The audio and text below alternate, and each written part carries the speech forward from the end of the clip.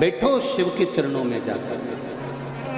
भगवान शंकर के चरणारविंद में जब हम जाकर बैठते हैं, भगवान शिव के चरणों में जब हम जाकर बैठते हैं, हमारी आधे से ज़्यादा चिंता, हमारा टेंशन सब समाप्त हो जाता है और टेंशन का मेंशन हो जाता है। शिव कृपा अपने आप प्राप्त होने लगती है। हमें देवाधिदेव महादेव से कुछ मांगने के लिए नहीं जाना,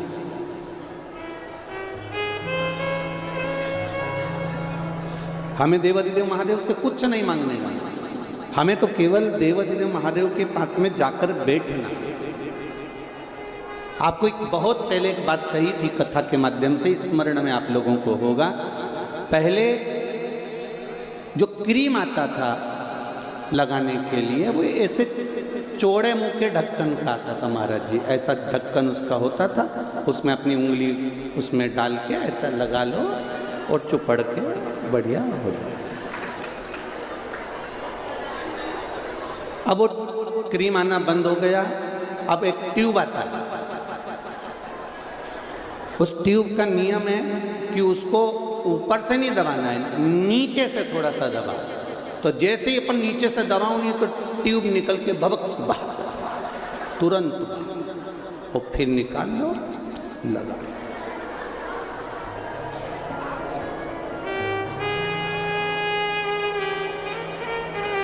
बस यही समझना, ट्यूब को नीचे से दबाया और ट्यूब निकलकर बाहर आया। उसी तरह माता पिता गुरु शिक्षक और परमात्मा, इनके चरणों को दबाया और इनका आशीर्वाद निकल कर बाहर।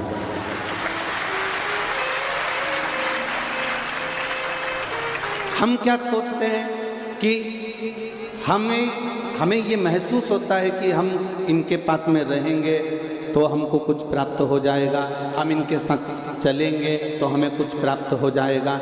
यहाँ तक शिव महापुराण की कथा कहती है, बारंबार कहती है कि आप चरणारविंद को जब पकड़ लोगे, आप भगवान के चरणों को जब साध लोगे, पकड़ लोगे, उसके चरणारविंद तक पहुँच जाओगे तो सुख का अनुभव हो जाएगा।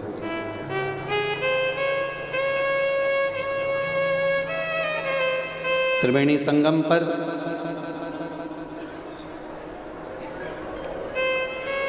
माँ यमुना जी के घाट पर,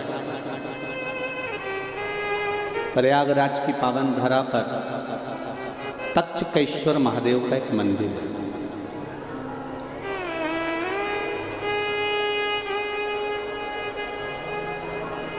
जो शायद पूरी दुनिया का एक ऐसा मंदिर है जहां पर बैठकर राजा परीक्षित को डसने वाला सर्प भी शिव की शरणागति ग्रहण कर रहा। और ये प्रयागराज का एक आनंद है। तक्षकेश्वर महादेव गए हो आप लोग? कौन कौन गया? अच्छा, होके आए हो ना? हाँ, बहुत। पूरे प्रयागराज का एक ऐसा महादेव का मंदिर जहाँ पर केवल आप कुछ क्षण के लिए बैठते हो और वो तक्षकेश्वर महादेव ना जाने कितने विष से, कितने ताप से, कितने दुख से आपको दूर कर देता है और अपना बनाने का प्रयास करता है। वो तक्षकेश्वर महादेव, तक्षकेश्वर महाराज दरियाबाद के मोहल्ले में, आप लोग वहीं से हैं क्या? अच्छा, दरियाबाद के मोहल्ले में माँ यमुना जी के घाट पर बना हुआ तक्षकेश्वर महादेव का एक अनुपम लीला है। जिस समय पर राजा परीक्षित सोने का मुकुट धारण कर कर जा रहे हैं, स्वर्ण मुकुट, और वो भी कोई साधारण सा मुकुट नहीं है राजा परीक्षित के मस्तक पर। राजा परीक्षित ने अपने दूतों से कहा कि जो सर्वश्रेष्ठ मुकुट हो, जो सुंदर हो, अति सुंदर हो, उस मुकुट को लेकर। अब उनको नहीं मालूम था कि जो मुकुट आया है राजा परीक्षित के मस्तक पर रखने के लिए, वो जरासंध का। वो मुकुट राजा परीक्षित को लाकर दिया गया और राजा परीक्षित ने उस मुकुट को अपने मस्तक पर धारण करा। शिव महापुराण कथा कहती है एक मांग का टीका, एक चप्पल और एक छाता, ये 3 चीजें किसी के भी प्रयोग में नहीं लेना चाहिए।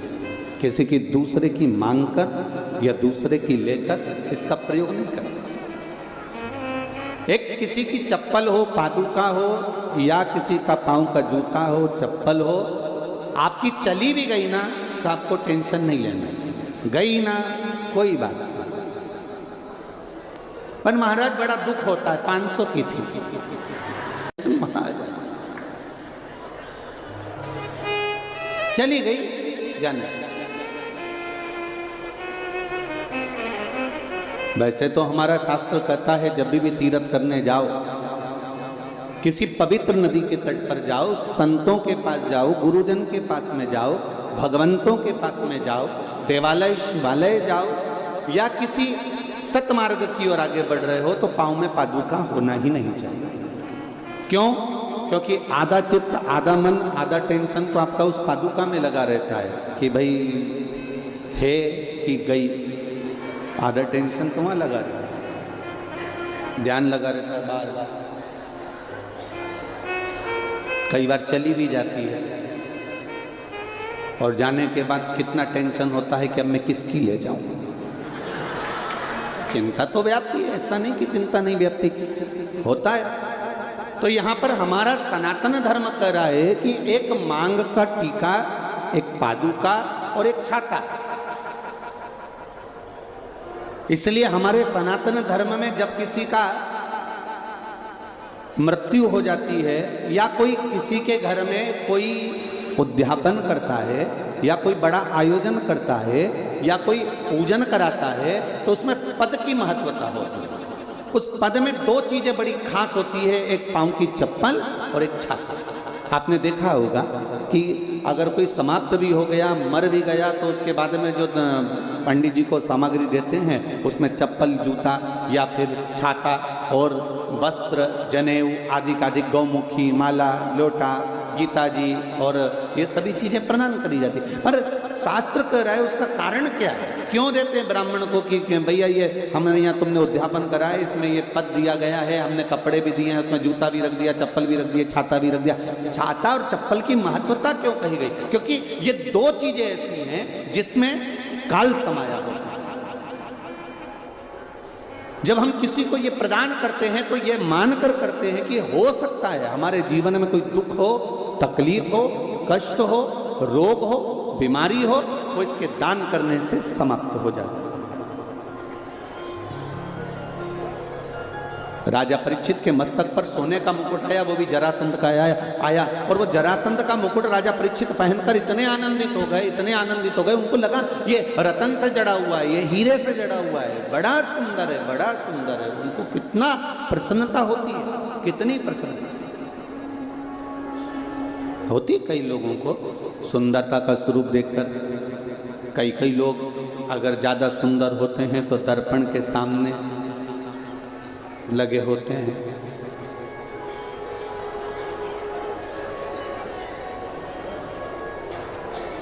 एक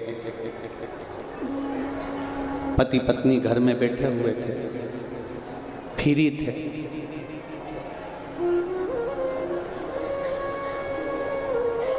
घर में घुस गई बहुत सारी मक्खी, दोनों को टेंशन हो गया, ये मक्खियां कहां से आ गई? कंपटीशन करते हैं कौन कितनी मारता है। दोनों ने कंपटीशन किया, पति ने भी मक्खी मारी, पत्नी ने भी मारी। पति 2 मक्खी मारकर लेके आया और पत्नी के पास आकर बोला मैंने 2 मार दी है।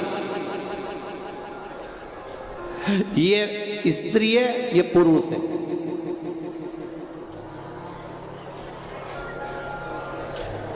ये नर है, ये मादा है। अब पत्नी को गुस्सा आ गया, कैसी मूर्खों जैसी बात करती हो, तुम्हें अकल है नहीं कि थोड़ी बहुत भी? क्या मक्खी भी स्त्री और पुरुष होती है? और तुम कैसे पहचाने मक्खी को कि ये स्त्री है, ये पुरुष है? अरे तुझे क्या मालूम, जो मक्खी ये मैं पकड़ के लाया हूं, ये कांच पे बैठी थी, दर्पण पे। और ये ऐसे ही घूम रही थी। तो मैं समझ गया था दर्पण पे चिपकी हुई है मतलब स्त्री ही है पक्का। और ये जो मक्खी है घूम रही है, ये मैं समझ गया ये पुरुष है, इसको समझ।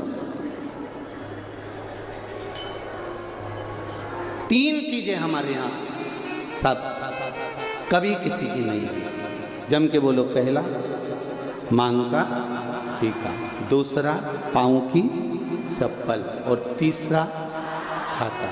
ये 3 चीजें कभी नहीं लेंगे किसी की। अगर आ भी जाए तो उसको वापस कर देना चाहिए। साहब ये आपका आ गया, लेकर जाए, पहुंचा दो उसको। अब राजा ने मुकुट धारण कर लिया, शमीक बाबा के आश्रम में पहुंच गए।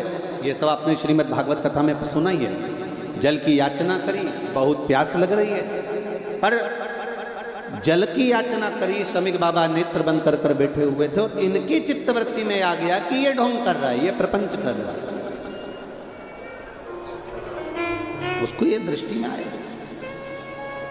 फिर जल की याचना करी, महाराज हमको प्यास लगी है, पानी दे दीजिए, बहुत प्यास लगी है, थोड़ा जल हमको दे दीजिए, थोड़ा सा जल दे दीजिए। बार बार प्रयास करा गया, बार बार मांगा गया, पर जल नहीं मिला। अंत में क्रोध आया, मरा हुआ सर्प पड़ा था और बाण की नोक पर उठाकर बाबा के गले में डाल दिया। और जैसे ही डाला, डालने के बाद राजा चले गए। सूचना श्रृंगी बाबा को मिल गई और वो श्रृंगी बाबा को जब सूचना मिली तो वो सूचना पाते ही श्रृंगी बाबा को क्रोध आ गया।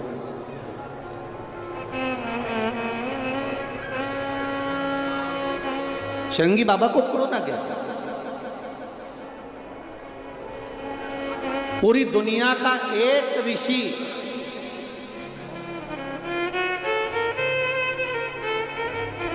पूरी दुनिया का एक ऋषि ऐसा था, पूरी दुनिया में एक संत, एक साधु, एक सन्यासी, एक तपस्वी, एक साधक, एक उपासक, एक ऋषि ऐसे थे जो परमात्मा को पृथ्वी पर लाने के लिए अपनी जिंदगी तक दांव पर लगा दी थी। वो श्रृंगी ऋषि।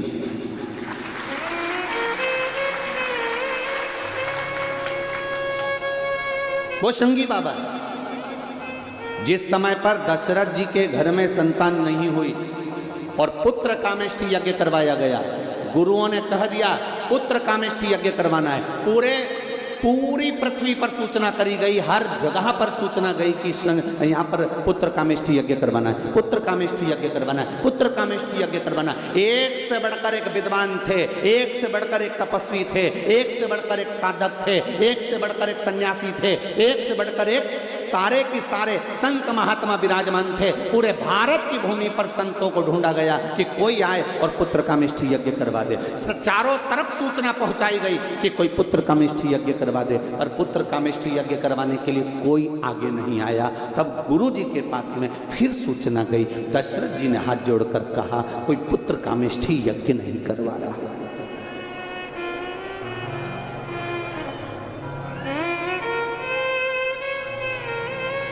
कोई पुत्र कामेष्ठी यज्ञ नहीं करवा रहा है। कारण, क्योंकि यज्ञ, पुत्र कामेष्ठी यज्ञ का एक विधान है कि पुत्र कामेष्ठी यज्ञ जिस भूमि पर होता है उस भूमि पर जो यज्ञ करवाने वाला यज्ञकर्ता होता है, उस यज्ञकर्ता को पूरी जिंदगी उसी जमीन पर रहना पड़ता है। उस भूमि के बाहर वो एक कदम भी नहीं निकाल सकता। तो कोई संत, साधु, सन्यासी, तपस्वी, ऋषि ऐसा नहीं था जो एक जगह पर पूरी जिंदगी निकाल सके। तो उन्होंने सोचा भैया यज्ञ कराने वाला कोई नहीं। तब गुरुजी ने कहा एक हो सकता है। कौन? श्रृंगी को बुलाओ और पुत्र कामेष्ठी यज्ञ करवाओ। श्रृंगी के पास में खबर गई तो श्रृंगी ऋषि ने ध्यान लगाकर देखा कि गुरुजी ने खबर पहुंचाई है पुत्र कामेष्ठी यज्ञ की। गुरुजी मेरा कुछ हित चाहते होंगे, इसलिए यज्ञ करवा रहे होंगे। श्रृंगी बाबा ने तुरंत ध्यान लगाकर देखा कि गुरु की आज्ञा है और पुत्र कामेष्ठी यज्ञ करवाना है। उस परमात्मा को लाने की सामर्थ्यता गुरु में है और गुरु ने मुझको दी है, तो मैं एक भूमि पर पूरी जिंदगी निकाल सकता हूं, परमात्मा को पृथ्वी पर ला सकता। इतने बड़े बड़े संत, वशिष्ठ बाबा जैसे कितने बड़े बड़े गुरु विराजमान थे और बुलाया किनको? श्रृंगी बाबा को। श्रृंगी ऋषि को। कारण केवल इतना सा था कि उन्होंने अपना सर्वस्व देने के लिए तैयार होगा। सर्वस्व, एक संत, एक साधु, एक सन्यासी, तपस्वी, साधक, उपासक और एक जो भगवान का भक्त होता है वो अपना सर्वस्व देने को तैयार हो जाता है। पर उसमें कहीं कामना रह जाती है तो फिर वो सर्वस्वता नहीं दे पाता है। कहीं कामना रह गई, कहीं लोभ रह गई, आसक्ति रह गई, वासना रह गई, तृष्णा रह गई तो नहीं दे पाएगा। महाराज जी, एक पत्र बड़ा सुंदर आया।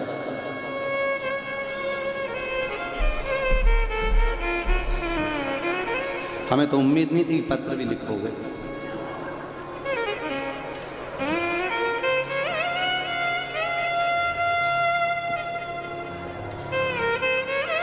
शंभु शरण पड़ी घड़ी रे घड़ी दुख काटो दया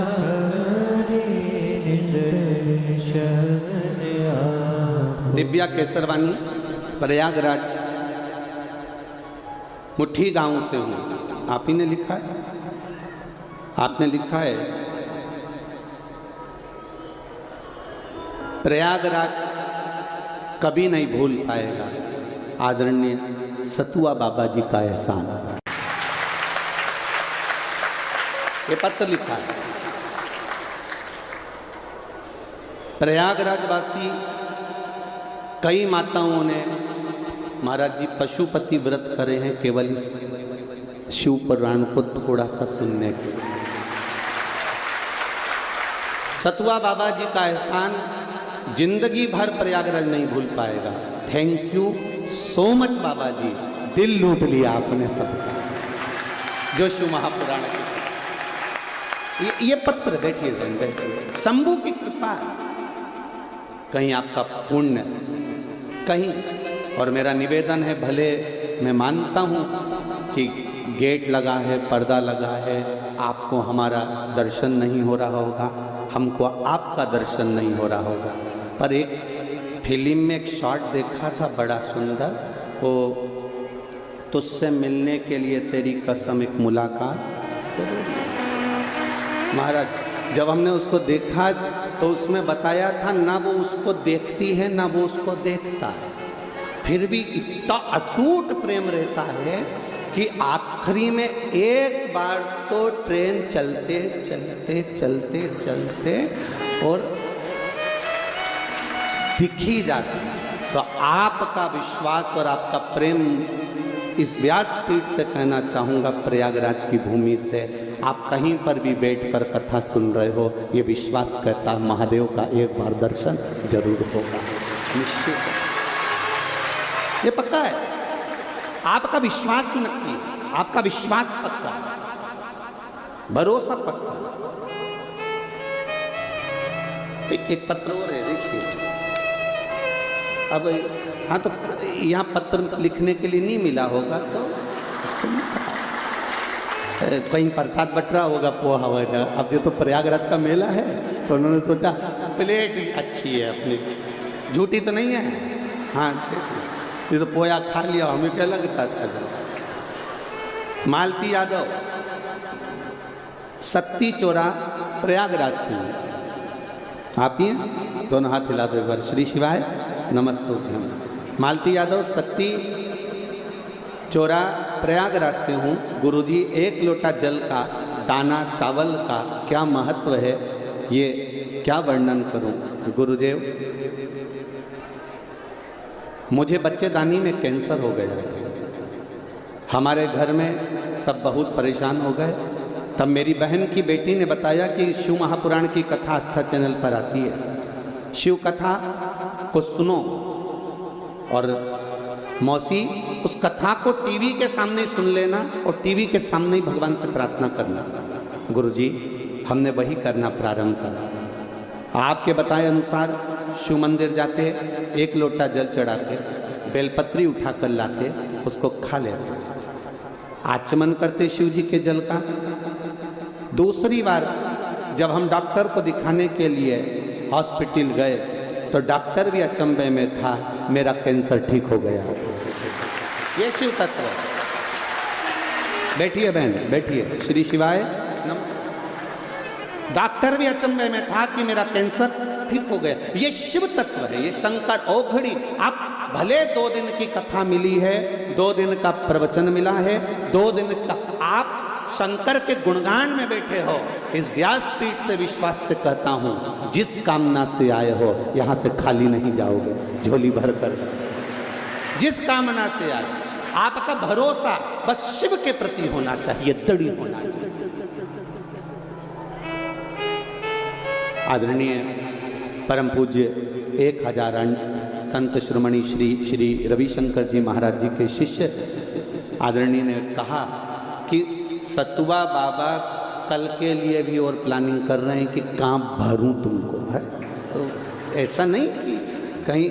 और देखो प्रशासन ने कितनी व्यवस्था संभाली है, कितनी व्यवस्था।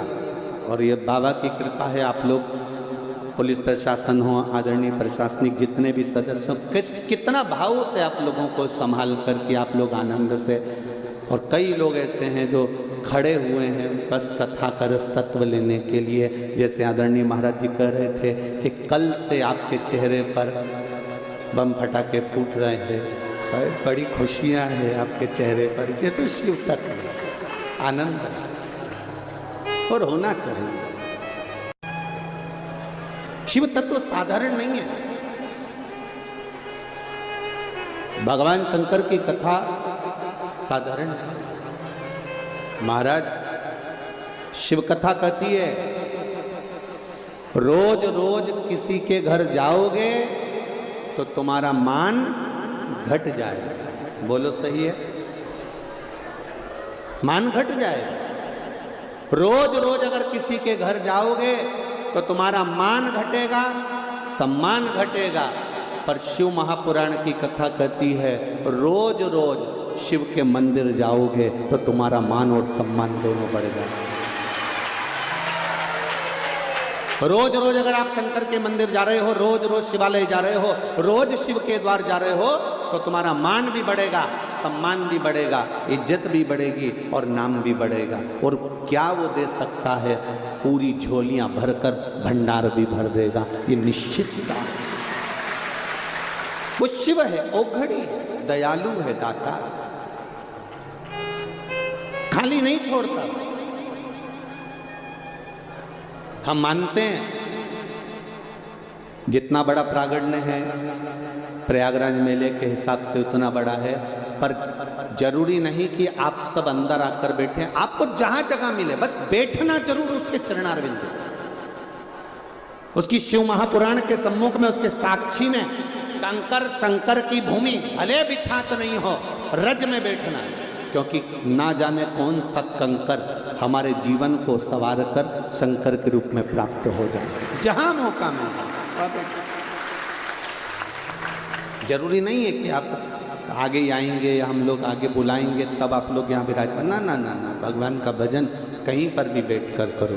कोई दिखावा नहीं करना है हमको। जल चढ़ाओ शिव को, पर छल के साथ जल ना चढ़ाओ। शिव स्वीकार कर लेना। खबर मिली शंगी बाबा को कि शमीक बाबा के गले में मरा हुआ सर्प डाल दिया। जानकर बड़ा क्रोध आया, और क्रोध आया तो उन्होंने तुरंत श्राप दे दिया, जिस राजा ने मेरे पिता के गले में मरा हुआ सर्प डाला है उसकी मृत्यु आज से 7वें दिन तक्षक नाग के डसे से हो जाए। नाम दिया है तक्षक नाग के डसे से हो जाए। और जिस शिवालय की हम बात कर रहे हैं प्रयागराज की भूमि में, उसका नाम क्या है? तक्षकेश्वर महादेव। जरा ध्यान देना, वो कोई साधारण सा महादेव नहीं है जो प्रयागराज की भूमि पर बैठा है जनमानस का कल्याण करने के लिए।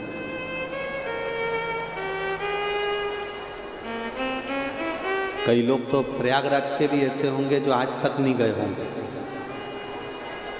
कितने लोग बैठे हैं जो आज तक तक्षकेश्वर नहीं गए? नहीं गए। थोड़ा सा पानी लिया बाजू में से है?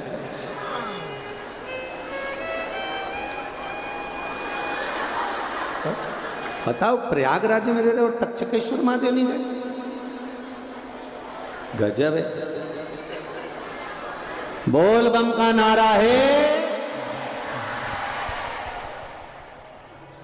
जितने प्रयागराज में रहने वाले हो, कितने हो रहे?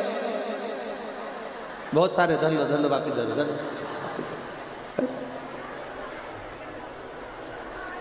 जाना चाहिए।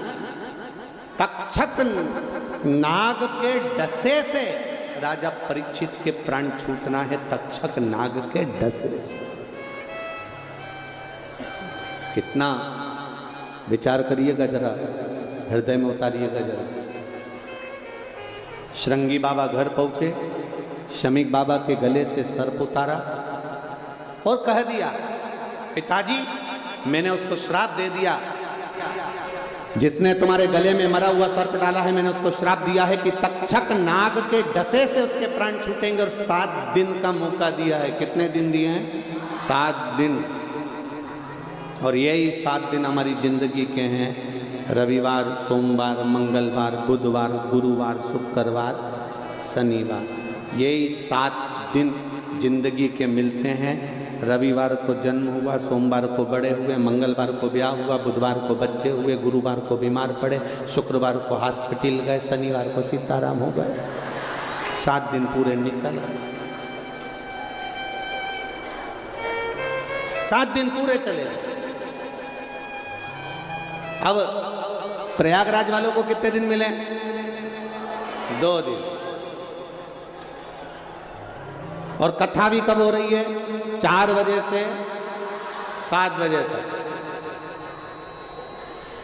अब कितनी किस्मत लेकर आए हो तुम लोग, जरा विचार करिएगा। प्रदोष काल में गंगा जी का तट, यमुना जी का तट, सरस्वती का तट, और 2 दिन मतलब दोनों पार्ट मिल रहे हैं, इधर से दिन का, उधर से रात का, और दोनों मिलकर ये प्रदोष काल में शिव महापुराण का पावन चरित्र श्रवण करने को 2 दिन मिला है। जितनी देर मिले, बाजू वाली भी अगर कछु बोले तो तुम मत बोलना, तो चुप रहे, क्योंकि एक तो 2 दिन, 7 दिन का 2 दिन मिलना कितना है? और उसमें भी ये बोलती जाए तो कल से आए तो 4-6 टॉफी लिया ना, ये बोले कि मुंह में चुप। अब कथा सुनो कि मैं 2 दिन मिले हैं, बड़ी मुश्किल से मिले हैं, बड़े आनंद के मिले। और वो तो आदरणीय सतुआ बाबा जी को मैं धन्यवाद दूंगा, बहुत बहुत साधुवाद, जो प्रयागराज वालों के लिए उन्होंने ये 2 दिन बड़े आनंद के निकाल दिए। शिव कृपा, शंकर की करुणा। शिव महापुराण की कथा कहती है, स्कंद पुराण, शिव पुराण, लिंग पुराण में सुंदर तक्षेश्वर महादेव का वर्णन आता है। तक्षक नाग डसेगा। पिता को बड़ा दिल दुखा कि बताओ मेरे बेटे ने गलती कर दी, और उस राजा परीक्षित को, जिसने हमेशा सत्कर्म करा है, अच्छा कार्य किया है, जिसने भजन किया, कीर्तन किया, मंत्र जाप किया, जिसने सब अच्छा काम किया, बस एक ही बुरा काम किया कि उसने मेरे गले में मरा हुआ सर्प डाल दिया। पर मेरे बेटे को नहीं करना था, उसको श्राप नहीं देना था। शमीक बाबा परीक्षित के पास पहुंच गए। तुम 7 दिन में मर जाओगे, केवल 7 दिन है तुम्हारे पास, बचना हो तो बच लो। गुरु के शब्द बड़े अटपटे होते हैं। एक तरफ गुरु कह रहे हैं कि तुम 7 दिन में मर जाओगे, और दूसरी तरफ गुरु कह रहे हैं कि तुम्हें बचना हो तो बच लो। जब मरना ही है तो फिर बचने के लिए रह क्या गया? क्या रह गया बचने के? पर गुरु के शब्द बड़े अटपटे होते हैं। गुरु ने कहा शरीर छूट जाएगा, पर ये आत्मा परमात्मा का भजन कर कर इसको अमर तत्व प्रदान कर लो, जिससे ये बाद में फिर जन्म ले। जगत गुरु शंकराचार्य जी कहते हैं पुनरपि जननम पुनरपि मरणम के प्रपंच से छूटने के लिए शरीर मिला है। कोई तुमसे कहे कि तुम मेरे पास आ जाना, मैं ऐसा कर दूंगा कि जिंदगी में तुम्हारे पास दुख नहीं आएगा, तकलीफ नहीं आएगी, कष्ट नहीं आएगा, रोग नहीं आएगा, बीमारी नहीं आएगी, ये नहीं आएगा। मानव की देह मिली है, मनुष्य का शरीर दो कारणों से मिलता है। एक, मनुष्य का शरीर मिलता है भगवान का भजन करने के लिए, और दूसरा मिलता है पूर्व के कर्म का भोग भोगने के लिए। अब चाहे तुम रोकर भोगो चाहे हंस कर भोगो। कोई कितना ही कह दे, कोई कहे कि मेरे पास आ जाना मैं तुमको दुख नहीं आने दूंगा, कोई कहते तुम मेरे पास आ जाना मैं बीमारी नहीं आने दूंगा, कोई तुमसे कह दे मेरे पास आ जाओ मैं तुम्हें कष्ट नहीं आने दूंगा, तो फालतू की बात है ये कोई भी तुम्हारे सामने अगर कोई प्रमाण कर दे कि मैं तुम्हें दुख नहीं आने दूंगा, तो ऐसा अगर होता तो राम जी के पास में इतने बड़े बड़े गुरु जी थे, राम जी को दुख नहीं आता। भगवान कृष्ण के पास बड़े बड़े गुरु जी थे, भगवान कृष्ण को दुख नहीं आता। अपना घर, अपना द्वार, अपना परिवार छोड़कर भगवान वृंदावन छोड़े, मथुरा गए, मथुरा छोड़ी द्वारका गए। भगवान को बार बार छोड़कर जाना नहीं पड़ता अगर कोई दुख मिटाने वाला मिल जाता। स्वयं के दुख स्वयं को भोगना है, स्वयं को मिटाना है। तो फिर लोग कहते हैं शिव महापुराण की कथा क्यों सुने, शंकर जी के मंदिर क्यों जाएं, शिव जी के पास क्यों जाएं? क्योंकि तुम्हारी घड़ी, तुम्हारा पल, तुम्हारा समय, तुम्हारा नक्षत्र, दिन रात, सुबह शाम, सब कुछ मेरे देवाधिदेव महादेव ने बनाया है। इसलिए उसको कहते हैं काल अधिपति। जिसने काल बनाया, काल मतलब समय, जिसने घड़ी बनाई, जिसने पल बनाया, जिसने नक्षत्र बनाया, उसको कहते काल अधिपति। इसलिए उसका नाम है महाकाल। काल अधिपति उसने घड़ी बनाई है, समय बनाया, नक्षत्र बनाया, पल बनाया, दिन बनाया, रात बनाया, जितने दिन बने, रविवार, सोमवार, मंगल, बुध, गुरु, शुक्र, शनि, ये घड़ी पल सब उसी ने बनाया, नक्षत्र उसने बनाया। तो जिसने घड़ी बनाई है, जिसने पल बनाया है, वो आपकी घड़ी को, आपके पल को सुधारना जानता है। ये हाथ में पहनने वाली घड़ी कपड़े की दुकान पर देखकर आना और कहना भैया मेरी घड़ी सही कर दो। घड़ी को ले जाना, मेरी घड़ी खराब हो गई, किसी के पास में जाकर कहना कि हमारी घड़ी सही कर दो, नहीं करेगा।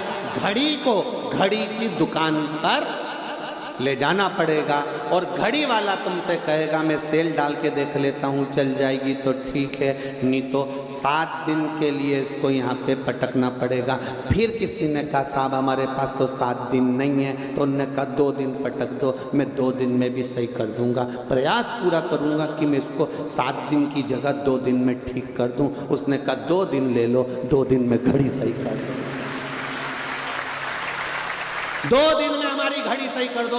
क्यों साहब मेरे को जाना है, मेरे पास ज़्यादा समय नहीं, मेरे मोहल्ले में शादी है तो मुझे बारात में जाना है, एक ही घड़ी है, अगर 2 होती ना तो चल जाती। तो उन्हें कहा साहब 2 दिन में सही कर दो। भैया तुम तो मेरे को जानते हो, पहचानते हो, अपने वाले हो, तुम इतना काम नहीं कर सकते? तो उन्होंने कहा ठीक है मैं 2 दिन में सही कर दूंगा। उन्हें ली घड़ी को और घड़ी की पूरी मशीन निकाल के उसके पेट्रोल में डाल दी।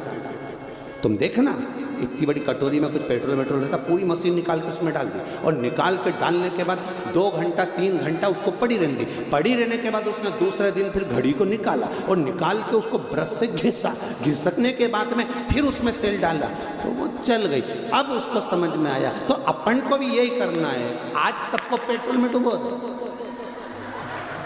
मतलब भक्ति में डूब जाओ और डूबने के बाद कल तुमको जब घिसा जाएगा निश्चित है मेरा शिव मिल जाएगा। घड़ी सवर गए, सुधर गए।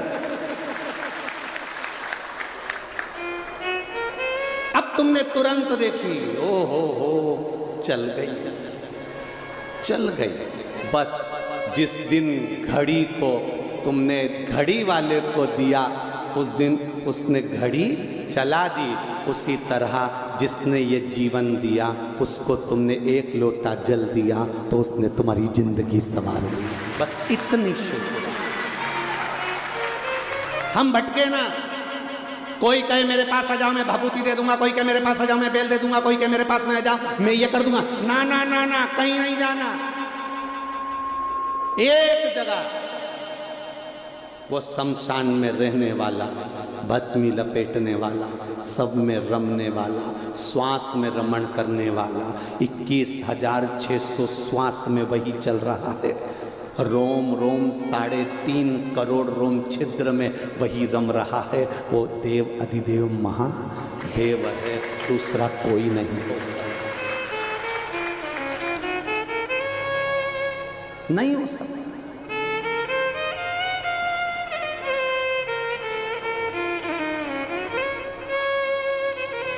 मरने वाले को क्या चाहिए?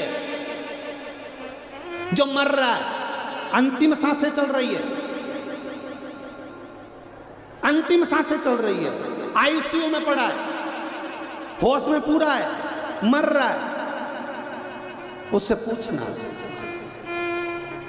रबड़ी ला दूं, मालपुआ? अब वो अंतिम सांसें गिन रहा है और ये पास में खड़ी, गुलाब जामुन ला दूं, अंतिम सांसें।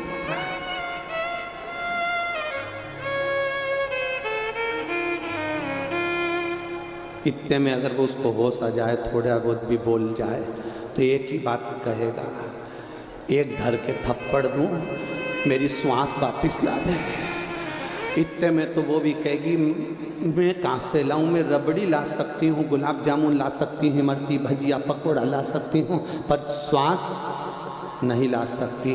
पर श्वास वापिस भी वो ला कर दे सकता है जिसने दी थी, वो देव अधिदेव महादेव। एक पत्र आया,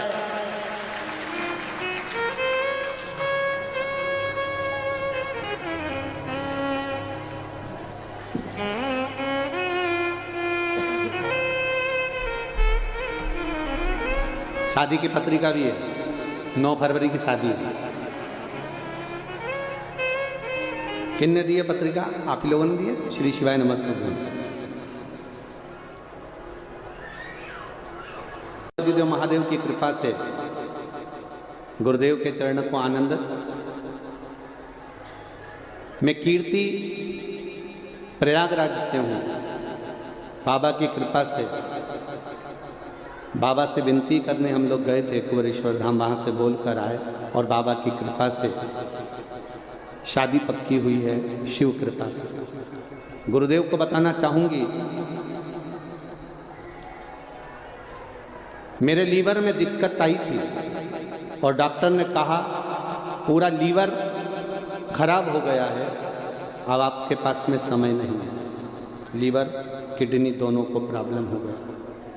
जब देख लिया पत्रिका पे आपने लिखा है, जब सब तरह से हार गए, तब देवाधिदेव महादेव की कथा सुनना प्रारंभ कर। 1 लोटा जल, सारी समस्या का हल। बाबा को चढ़ाया, बेलपत्र का पान किया। दूसरी बार फिर डॉक्टर को दिखाने के लिए गए। गुरुदेव, बाबा की कृपा क्या होती है, डॉक्टर ने कह दिया तुम्हारी पूरी रिपोर्टें नॉर्मल हैं, लीवर और किडनी ठीक हो गए। बैठिए बहन। श्री शिवाय नमस्ते। हम बैठिए। ये शिव तत्व है, ये शंकर है, ये औघड़ी है। बैठो बहन। हर हर महादेव। ये शिव। एक पत्र और है। मेरा नाम उत्तम सिंह, ग्राम रनिया डीही, तहसील हंडिया प्रयागराज से हूँ। आप ही हैं? श्री शिवाय नमस्ते। 1 लोटे जल का क्या महत्व है गुरुदेव? एक बेलपत्री का मैं क्या वर्णन करूं? मेरे हाथ में कई सालों से गांठ पड़ी हुई थी, वो गठान बढ़ती जा रही थी, कम नहीं हो रही थी। गुरुदेव, किसी ने कहा कि टीवी पर कथा आती है, आप 1 लोटा जल चढ़ाओ और कथा तो सुनो। मैंने 1 लोटा जल चढ़ाना प्रारंभ करा। हमारा विश्वास पहले शिव में इतना नहीं था गुरुदेव। हम मानते हैं भगवान को, पर इतना नहीं मानते थे। गुरुदेव, शिव जी को 1 लोटा जल चढ़ाते, बेलपत्री लाते, कुंदकेश्वर महादेव के नाम से उसको खाते। बाबा की कृपा से मेरे हाथ की गठान ठीक हो गई, पूरी गठान गल चुकी है और पूरा आनंद बाबा ने मुझे प्रदान करा है। बैठिए बाबू। श्री शिवाय नमस्तु। हम तेरी कृपा बिना न हिले एक भी लेते हैं श्वास तेरी कृपा से तनु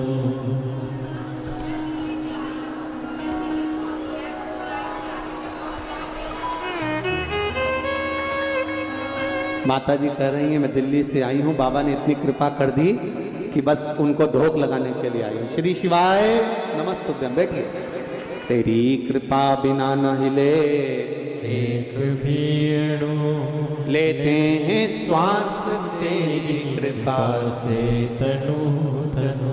बखान क्या करूं मैं राखों के ढेर का, चपटी बबूत में खजाना कुबेर का। हे गंगधार मुक्ति द्वार ओमकार तू भोले ओमकार तू। आयो शरण तिहारी शंभु। तार तार तू। ये उसकी कृपा से है। इसमें सियोर वाला महाराज ने कुछ नहीं करा और ना सियोर वाला महाराज कुछ कर सकता। दुनिया का दुख मिटाने की गारंटी केवल मेरे देवादिदेव महादेव के पास है, बाकी के किसी के वो मिटाएगा। दुनिया के एक चोर चोरी करने आया और उसको कुबेर बना देता है। वो रावण सोने की लंका लेकर चले जाता है। और कितना भोला मेरा देवादिदेव महादेव, कितना भोला। रावण ने कह दिया आपकी धर्मपत्नी बड़ी सुंदर है, पार्वती मैया। रावण कह रहा है मैं माता को अपने साथ लंका ले जाना चाहता हूं। ले जा।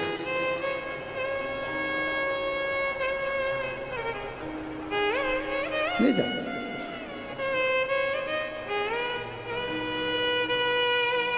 कितनी विचित्र बात है। रावण ने पार्वती जी को पालकी में बिठाया, ले जाने लगा। पार्वती जी शिव जी को देख रही हैं, आपने अपनी अर्धांगिनी को भेज दिया। शिव जी ने कहा तू चिंता मत कर, मुझे तुझ में से एक देवी प्रकट करनी है और वो रावण लेकर जाएगा तभी प्रकट होगा।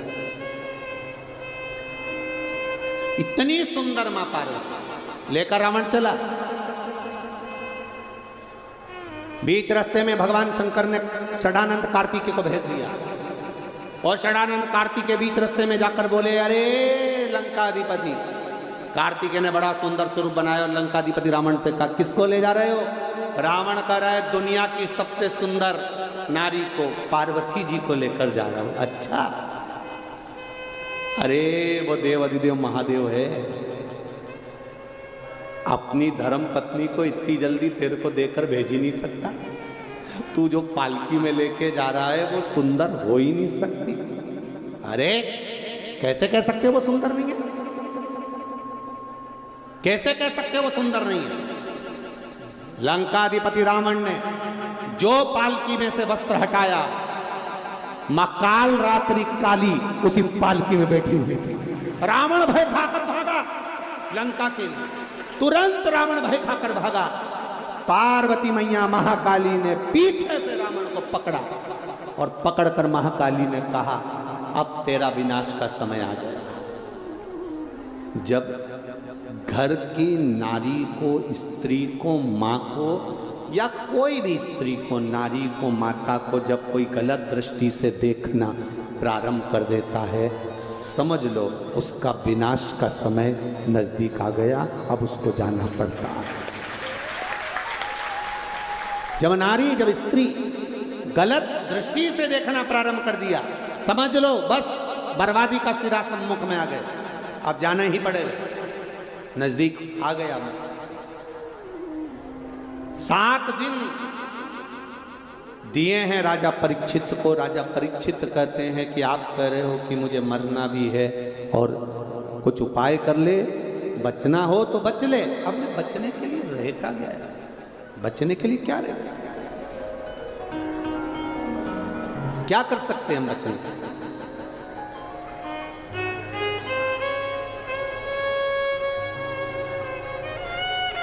क्या करें हम?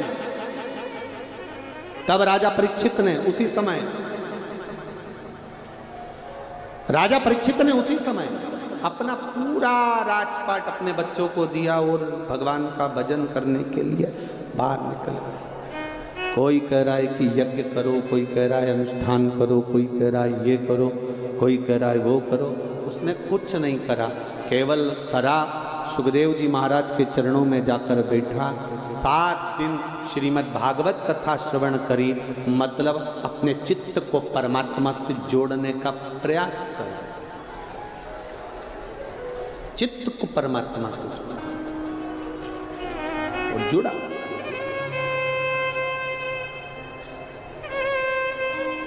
तक्षक नाग आया, डसा था कि नहीं डसा था राजा परीक्षित को?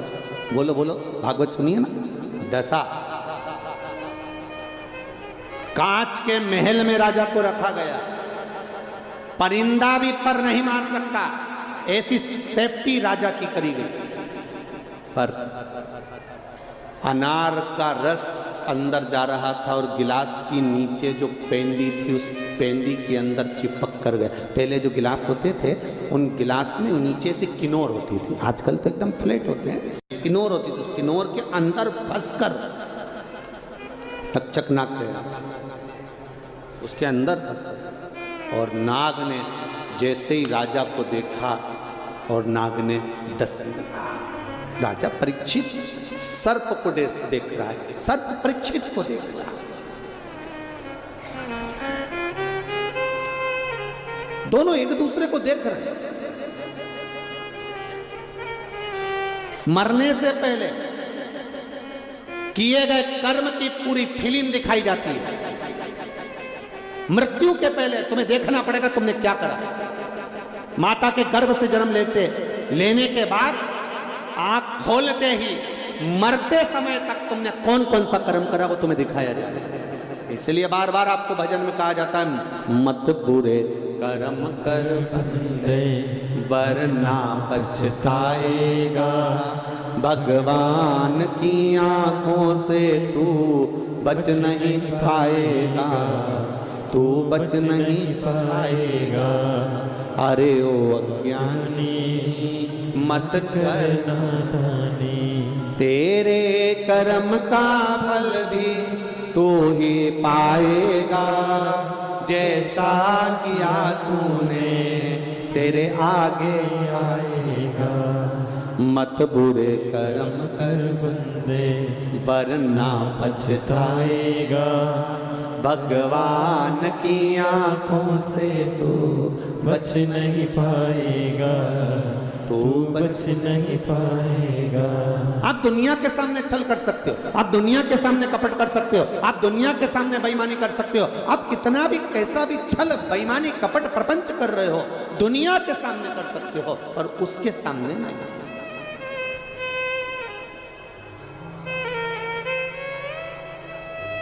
यहां समझा सकते हो, यहां तो तुम किसी से भी कह सकते, मैंने ऐसा नहीं करा, कसम खा के कह रही हूं मैंने ऐसा नहीं किया, मैं तो ऐसी बोली नहीं, मैंने तो ऐसा बोला ही नहीं।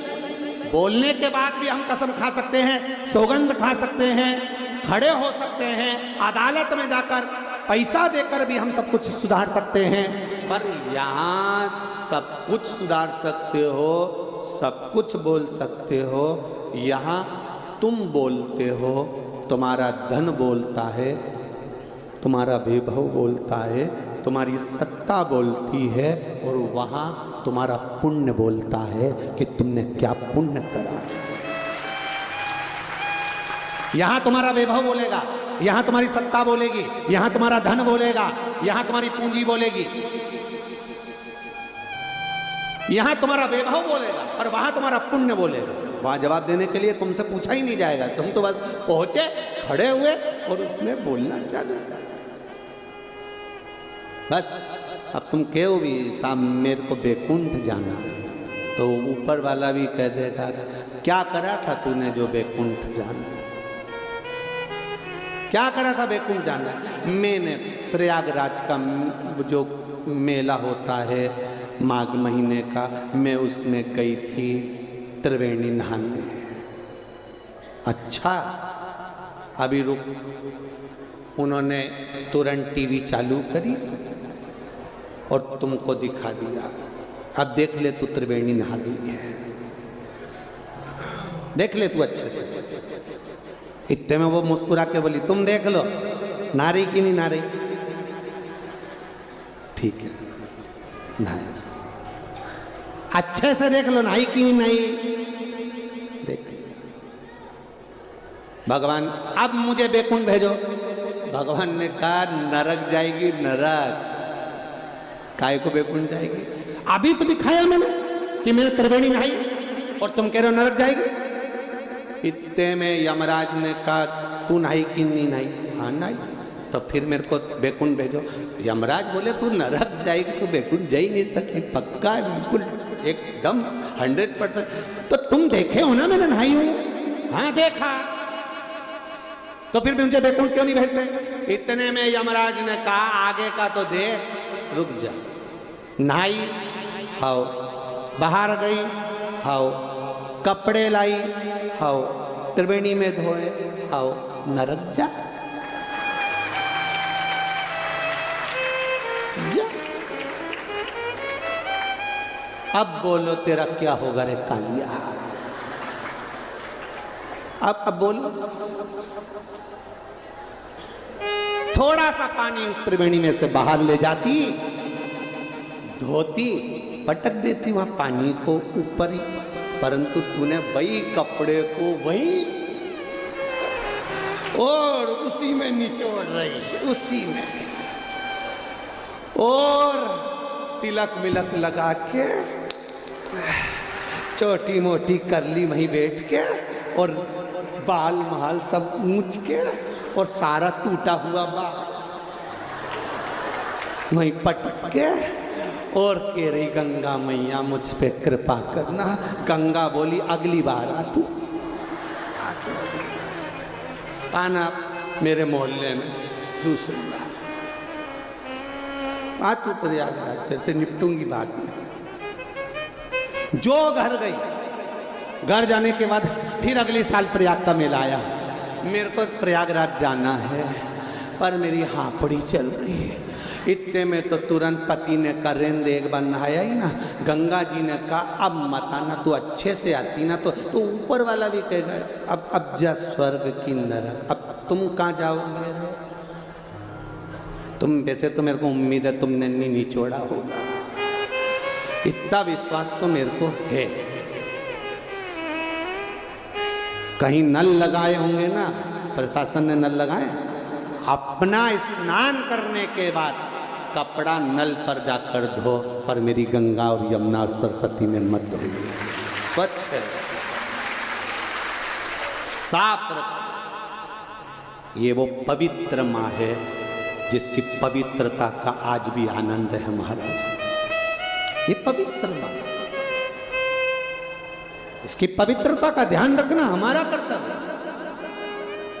कोई कपड़ा धो रहा है, हम देखकर अनदेखी कर देते हैं। नहीं नहीं, कपड़ा क्यों धो रहा है? इस कपड़े को ले जा बाहर नल में धो। हम नहीं बोलेंगे तो कौन बोलेगा? प्रयाग हमारा है और ये गंगा यमुना सरस्वती हमारी है। हम अपनी माँ को पवित्र देखना चाहते हैं, उसका पवित्रता में नहीं देख सकते। हमको बोलना पड़ेगा। क्या धो रहे हो ये कपड़े? अपने कच्छे क्या धो रहे हो? इस गंगा के जल में, इस गंगा के जल। वो गंगा, वो त्रिवेणी, वो त्रिवेणी, वो गंगा साधारण नहीं। पृथ्वी का पुत्र मंगल ग्रह, कौन सा ग्रह? मंगल ग्रह, जिनकी धर्म पत्नी का नाम था शकित, और मंगल ग्रह की धर्म पत्नी शकित एक दिन मंगल के पास में आई, और मंगल ग्रह की धर्म पत्नी शकित जब मंगल के पास में आई और शकित ने कहा, शकित ने एक प्रश्न किया, मंगल ग्रह की धर्म पत्नी शकित ने एक प्रश्न किया। वो प्रश्न था बड़ा भारी, जो संपूर्ण विश्व के कल्याण के लिए है। मंगल ग्रह की धर्मपत्नी ने प्रश्न किया कि संसार के लोग, संपूर्ण विश्व के लोग,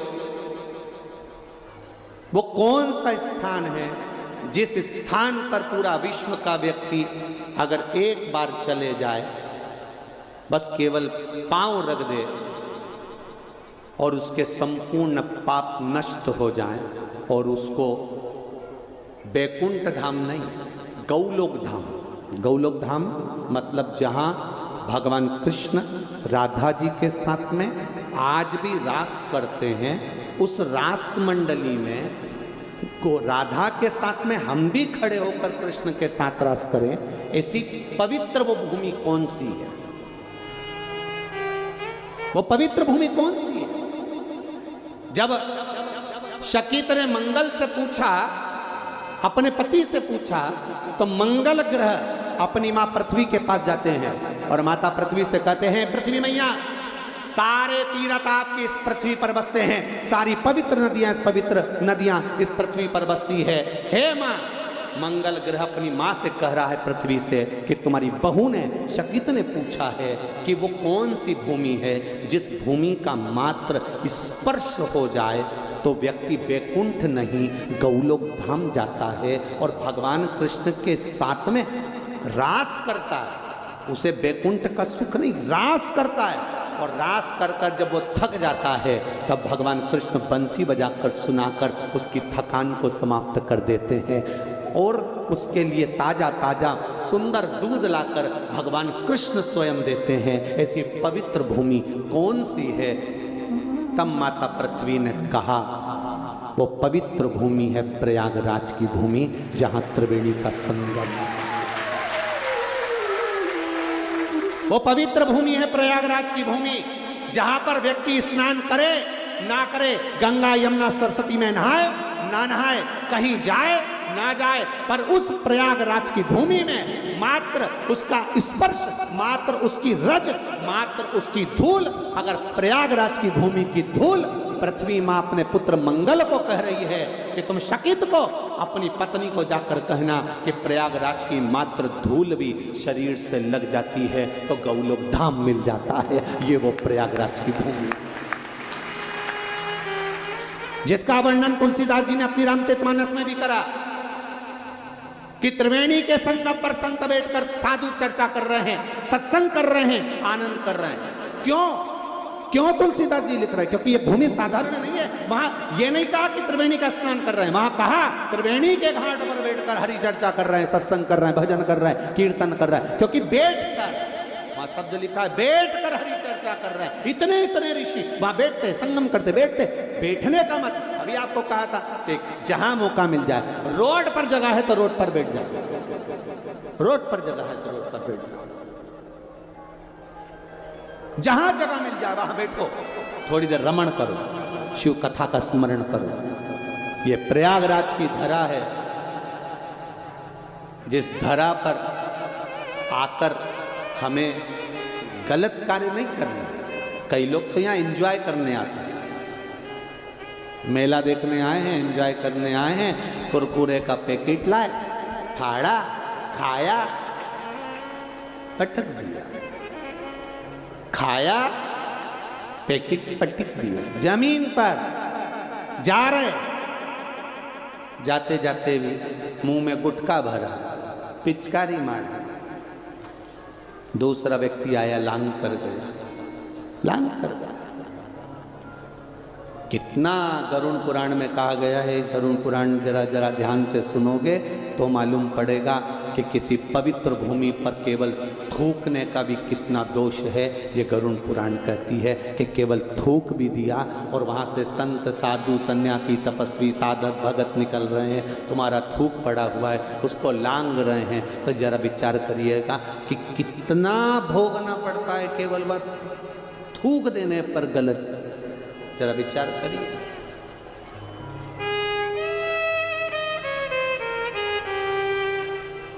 कितने किस्मत वाले हो रहे प्रयागराज वालों, घर जाके नजर उतरवा लेना।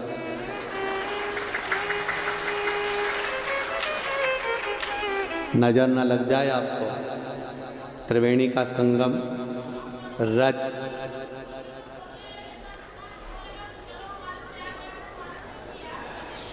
त्रिवेणी का संगम है, प्रयागराज की भूमि है। रज वही जो माता पृथ्वी ने मंगल को कहा था, अपनी बहू सकित को कहने के लिए कहा था, वह जब सुनो पढ़ो तो स्मरण होता है। अब तक्षक नाग ने डसा एक दूसरे को देख रहे हैं। परीक्षित मरते मरते भी तक्षक नाग को देख रहे हैं और तक्षक नाग परीक्षित को मरते हुए देख रहे हैं।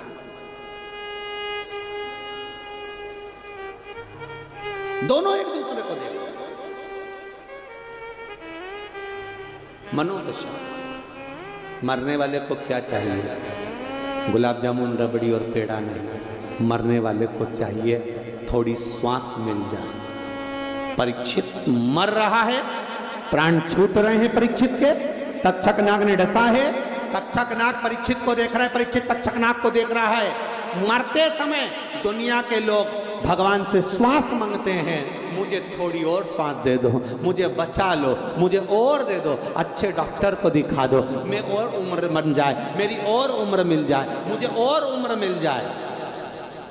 अभी संतों की जो कथा चल रही थी कंजरी में, तो उसमें हमने वर्णन करा था आयुष्मान भव और चिरंजीवी भव, दोनों में अंतर होता है। आयुष्मान भव दुनिया के लोगों को लगता है जैसे आशीर्वाद दिया कोई आयुष्मान भव कह दिया। आयुष्मान भव मतलब उम्र बढ़ जाए। क्या करोगे इतनी लंबी उम्र का?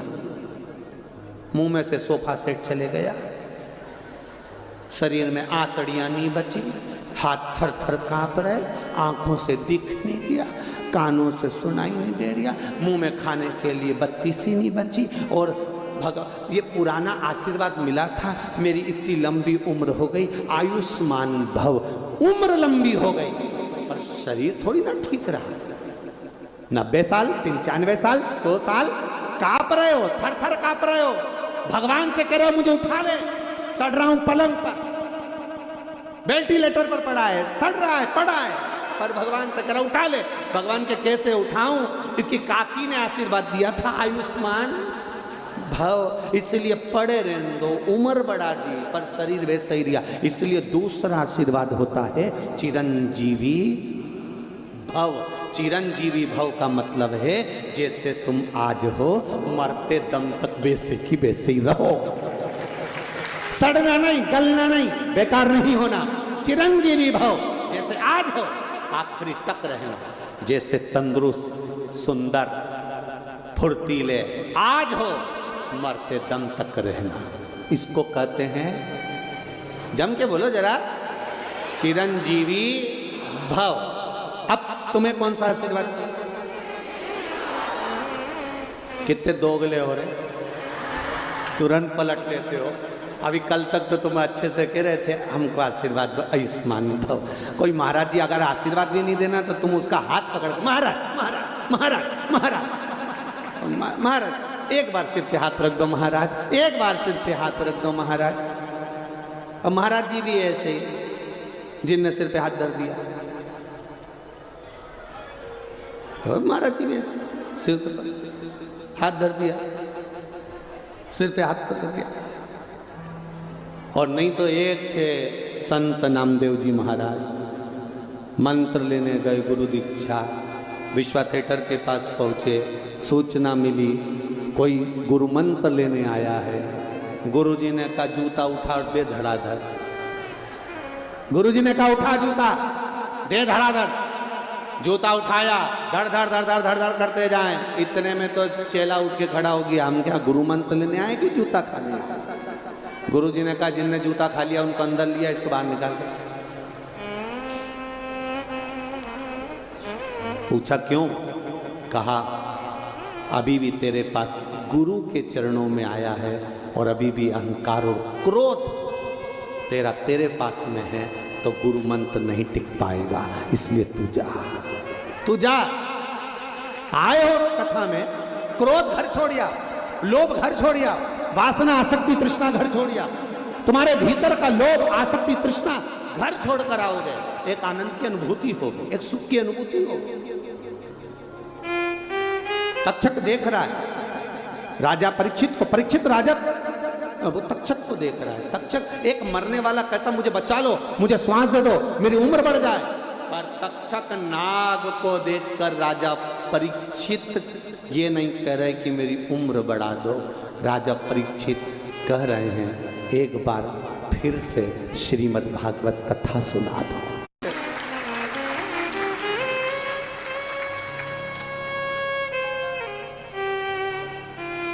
बस वो मुझे मिल वो कहा ना, भोलेनाथ सुना दो ऐसी कथा जिसे सुनकर मैं भी अमर हो लूं। जिसे सुना था मीरा बाई ने, जिसे सुना था कर्मा बाई ने, भोलेनाथ सुना दो ऐसी कथा जिसे सुनकर मैं भी अमर हो लूं।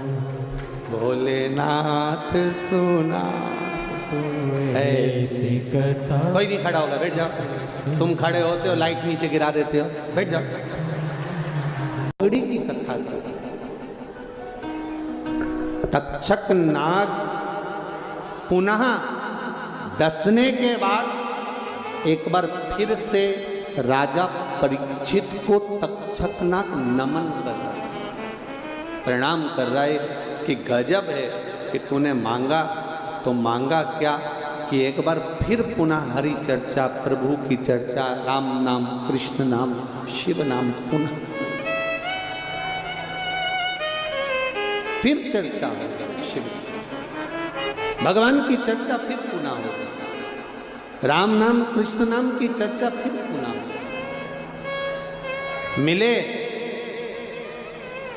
प्रयागराज की इस धारा से आप लोग जब घर जाएं, बोल कर जाना, जहां बैठकर कथा सुन रहे हो वहां पर भगवान से प्रार्थना कर कर जाना कि बाबा एक बार 2 दिन की शिव पुराण नहीं, बाबा ऐसी कृपा करना कि बार बार शिव पुराण होती है, बार बार शिव पुराण होती है। और जितनी बार सतुआ बाबा ये प्रयागराज के मेले में आए उतनी बार शिव पुराण लाए।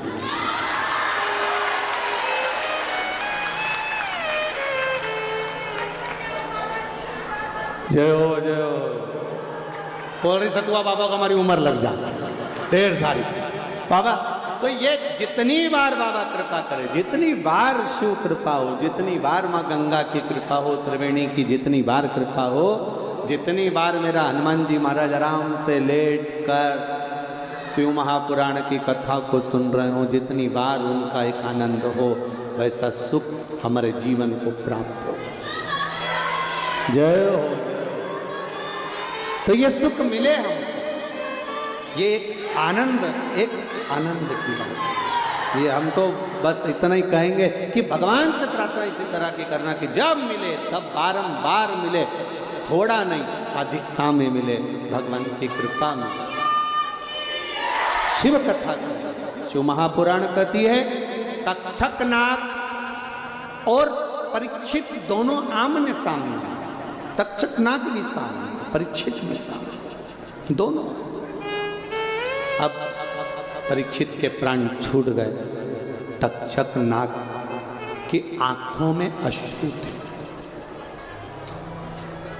ये कथा आपने श्रीमद् भागवत कथा तक श्रवण करी होगी कि परीक्षित चले गए, जन्मेजय ने सर्प यज्ञ किया, सर्पों की आहुतियां दी, सर्प यज्ञ चलता रहा। ये सब कथा आपने श्रवण करी होगी, सब सुना। अब जो शिव महापुराण में तक्षेश्वर महादेव का जो वर्णन किया गया है, ये कथा अब चालू की है। रोया तक्षक नाग। स्कंद पुराण में तक्षेश्वर महादेव की कथा है, शिव महापुराण में तक्षेश्वर महादेव की कथा है। रोया।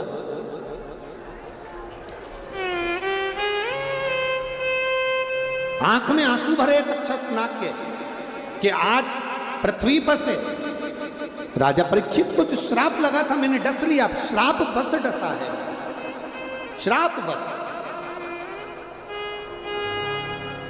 सर्प सांप कभी तुम्हारा बुरा नहीं करता। सांप को भगवान ने भय दिया, शेर को भगवान ने आलस दिया, सिंह को आलस है, सर्प को भय है। सर्प कभी तुम्हारा बुरा नहीं करेगा, वो तुम्हारी आहट सुनता है और चल देता है। वो तो कहीं पांव रखा जाए या कोई बात हो जाए तब बात दूसरी होती है, नहीं तो वो साधने वाला अगर देवाधिदेव महादेव है तो फिर एक पत्र है, देखिए एक पत्र में वर्णन आया है, शंभु घड़ी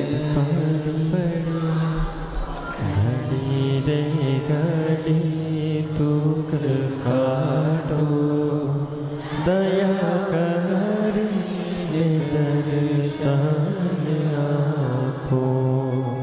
इसी जल्दी बोल देते हो कि मैं पत्र ही नहीं ढूंढ पाता हूँ। शंभो मांगू घड़ी रे घड़ी दुख काटो दया करी दर्शन आपो। शिव कथा कह रही है।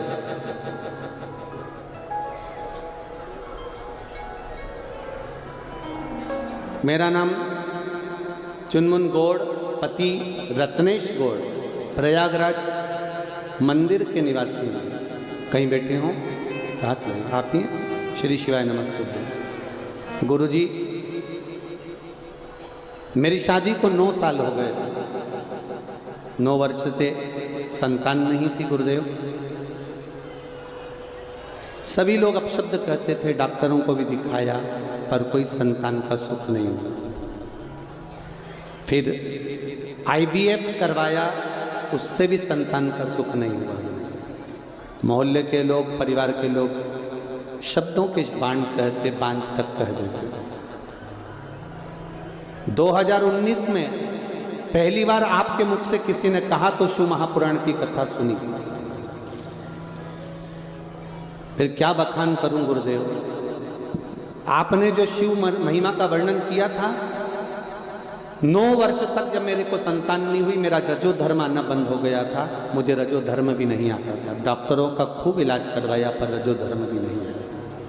पहली बार सफेद आंकड़े का प्रयोग आपने कहा था कि रजो धर्म के 7वें दिन करना। जब रजो धर्म ही नहीं आए तो 7वें दिन कैसे करो। फिर भी मैंने भी भगवान को कथा सुनकर शिव जी को 1 लोटा जल चढ़ाया, बेलपत्र चढ़ाया, बाबा से कहा मेरा रजो धर्म बंद है तो संतान हो नहीं सकती। IVF करवाया, पुत्र संतान की प्राप्ति नहीं। 9 साल हो गए, डॉक्टर ने भी मना कर दिया तुम्हें औलाद नहीं होगी। हार कर नहीं बैठ सकती। सीवर वाला महाराज टीवी पर छाती ठोक कर कहता है कि शिव पर छोड़ दो। आज मैं जल चढ़ाऊंगी, बेलपत्र भी लेकर जाऊंगी और मुझे विश्वास है मेरा रजो धर्म आएगा जो गया 5 साल हो गए। जल पिया, बेलपत्र खाई, घर आई और रजो धर्म आ गया। रजो धर्म आया, 2.5 महीने भी नहीं लगे। देवाधिदेव महादेव से प्रार्थना करी, सफेद आंकड़े की जड़ लाकर कमर में बांधी, तुमरुका जी का नाम लिया। बाबा की कृपा से मेरे घर संतान हुई और उसका नाम मैंने तुमरुका ही रखा। ये शिव कृपा। बैठिए बहन। श्री शिवाय नमस्ते। मैंने बच्चे का नाम भी तुमरुका ही रखा। ये शिव की कृपा से, शंकर की उदारता से। शिव बिना कुछ नहीं, शिव के बिना शंकर है तो सब है महाराज, सब कुछ। एक पत्र है, इसमें मिल नहीं रहा। कोई बच्चा 1 महीने का था और 1 महीने का बच्चा, उसका स्नान करा रही थी उसकी माँ और पानी भगोनी में रखा था। स्नान कराने के लिए कोई दूसरा ले गया उस बच्चे को। आप ही ने लिखा था? हाँ, वो पत्र में ढूंढ नहीं पा रहा हूँ। तो बच्चे को स्नान कराने के लिए कोई दूसरा ले गया। उसको लगा भगोनी में ठंडा पानी, उकलता हुआ पानी उस बच्चे पर डाल दिया। 1 महीने का बच्चा। अब उकलता हुआ पानी डाल दिया तो इसके घर का कोई व्यक्ति शिव महापुराण की कथा श्रवण करता था, ऐसा ही है ना पत्र में, शिव महापुराण की कथा सुनता था। उस बच्चे को सीधे शंकर के मंदिर ले गए और जो शिव जी के ऊपर जलाधारी में जो जल था वो उंडेल दिया, हाथ में झेल कर बच्चे के ऊपर पूरा ठंडा पानी डाल दिया और बेलपत्री का चूरा कर कर वो उस बच्चे को लपेट दिया। एक शरीर में छाला नहीं आया, बच्चा 3 घंटे बाद ठीक हो गया। शिव तत्व है शंकर। ओ घड़ी बैठिए बहन, शिव की महिमा का क्या बखान है। शिव तत्व। डॉक्टर के पास लेकर गए, डॉक्टर ने कहा इतना गर्म पानी से बच्चा जला है 1 महीने का तो शरीर पर छाले बहुत आएंगे, मलहम लगाओ। मलहम भी दिया, वो भी लगाया।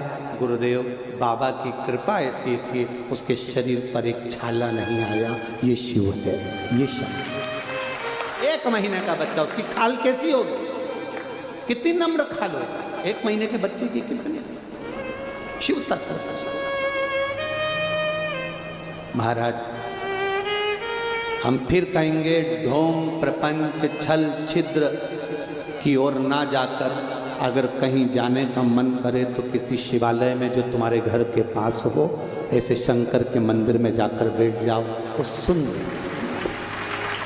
बारिश का पानी जमीन पर गिरता है, नाली में जाता है, गटर में जाता है, नदी नाले तालाब सरोवर में जाता है, फिर वो समुद्र में जाता है।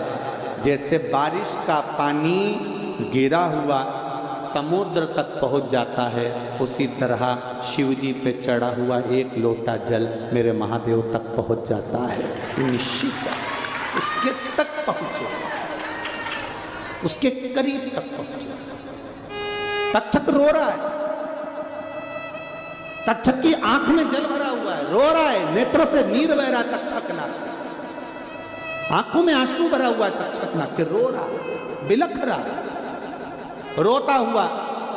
कहां जाऊं मैं, जन्मेजय सर्प यज्ञ कर रहे हैं, मेरी आहुति डलने वाली है, किस जगह पर जाऊं मैं। वो तक्षक नाग रोता हुआ कारकोट सांप के पास में पहुंचा।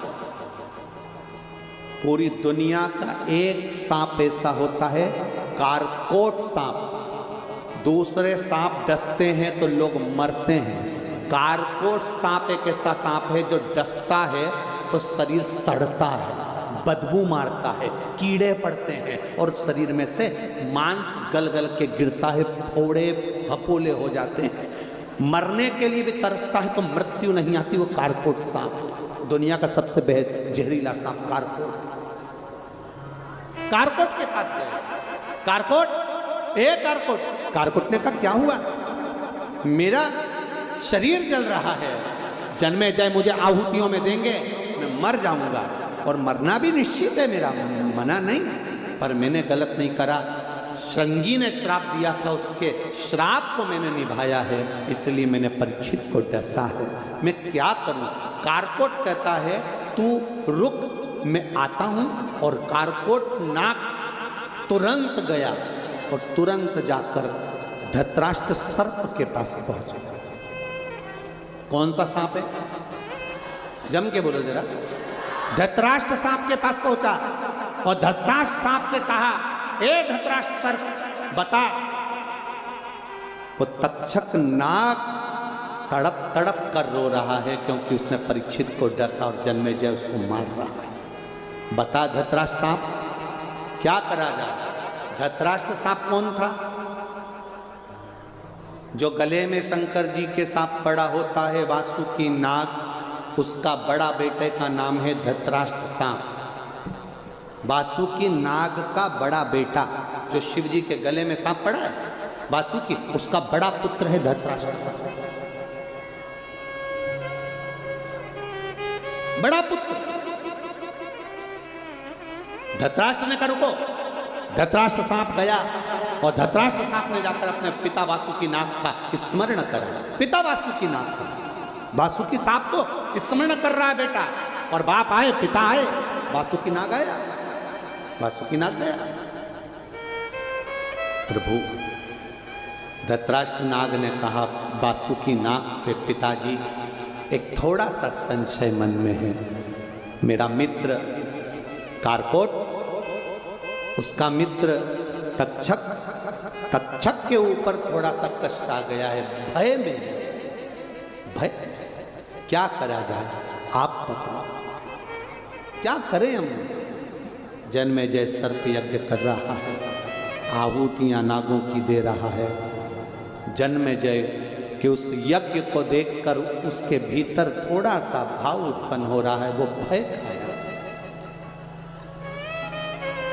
दुख है उसको, परीक्षित को डसने का दुख है। और आपसे भी निवेदन है, कभी कोई गलत काम हो जाए तो एक बार हृदय से रो भी लेना। मैंने उसका बुरा कर दिया, मैंने उसको अपशब्द कह दिया, मैंने उसको गाली दे दी, भीतर से थोड़ा सा पश्चाताप जरूर करना। और किसके सामने करना? भोलेनाथ के सामने जाके, बाबा गलती तो करी है मैंने। हम तो आपसे रोज कहते हैं प्रतिदिन शिव जी के मंदिर में जाओ लोटा भर के जल चढ़ाने के लिए। लोटा भर के जल चढ़ाना मतलब अपने दिल की बात तुम्हें महादेव से कह देना। आप मायके नहीं जा सकते, अपने घर की बात दूसरे से नहीं कह सकते। दूसरे से कहोगे लोग हंसेंगे, दुनिया के लोगों से कहोगे लोग हंसेंगे, लोग हंसेंगे। अभी वो बहन ने पत्र में लिखा, लोग बांझ कहने लगे थे, अपशब्द कहने लगे थे, संतान नहीं, टेस्ट पे भी करवाया, IVF करवाया, सब कुछ करवाया, संतान का सुख नहीं आया, रजो धर्म तक नहीं आया। क्या करे, किसके सामने जाकर कहे, किससे कहे? तब वो महादेव के पास पहुंच गई। केवल टीवी पर कथा सुनी और पहुंच गई महादेव के पास, कह दिया विश्वास रखकर। भरोसा अगर पक्का है तो बाबा सुनता जरूर है। आप लोग जितने भी आए हो ना, भरोसे पर आए, विश्वास पर आए। इसलिए 2 दिन की कथा सुनने के बाद मेरा महादेव क्या देगा, ये आगे की कथा में तुम्हारा पत्र जरूर आएगा, तुम्हारा पत्र आगे की कथा में जरूर पहुंचेगा। महादेव क्या देता है, शिव क्या देता है, शंकर क्या। लोग कहेंगे अभी ये कथा अभी रात्रि को 10 बजे टीवी पर आ जाएगी, आस्था चैनल पर 10 बजे रात को आस्था चैनल पर चालू हो जाएगी।